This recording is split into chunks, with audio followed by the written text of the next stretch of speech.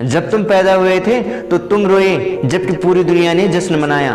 पर अपना जीवन ऐसे जियो कि तुम्हारी मौत पर पूरी दुनिया रोए और तुम जश्न मनाओ।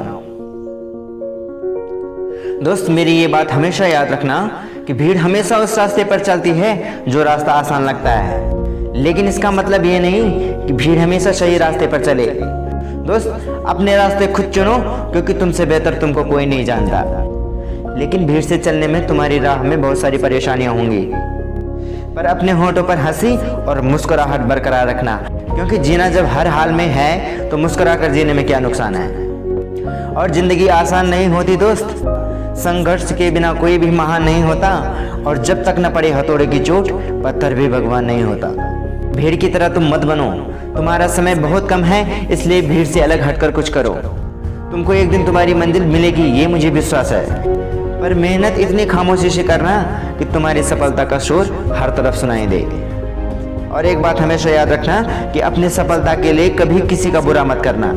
ध्यान रखना, भगवान की आंखों से कुछ नहीं छिपता, और कामयाब बनने के लिए एक ही शुभ मुहूर्त है, और वो है अभी इसी वक्त।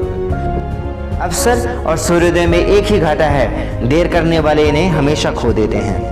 क्या करना है अगर अभी पूरा समझ में नहीं आ रहा, तो जितना समझ में आ रहा है उतना तो करो, आगे खुद ब खुद पूरा समझ में आ जाएगा। और हो सकता है कि सफलता के रास्ते पर चलते चलते तुम कई बार गिरो, लेकिन महानता गिरने में नहीं बल्कि हर बार गिरकर उठ जाने में है। इसलिए बार बार गिरो, लेकिन बार बार उठो भी।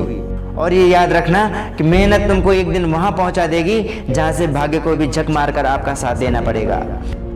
और वो काम सबसे पहले करना जिसे लोग कहते हैं कि ये तुम्हारी बस की नहीं है। भले ही शुरुआत में तुम अकेले रहोगे, लेकिन सफलता में दुनिया तुम्हारी कदम चूमेगी। और खुद से वादा कर कि भले ही मैं गरीब पैदा हुआ हूँ, पर मेरे माता पिता बुढ़ापे में अमीर होने चाहिए, और ये मुझे किसी भी हाल में करना है।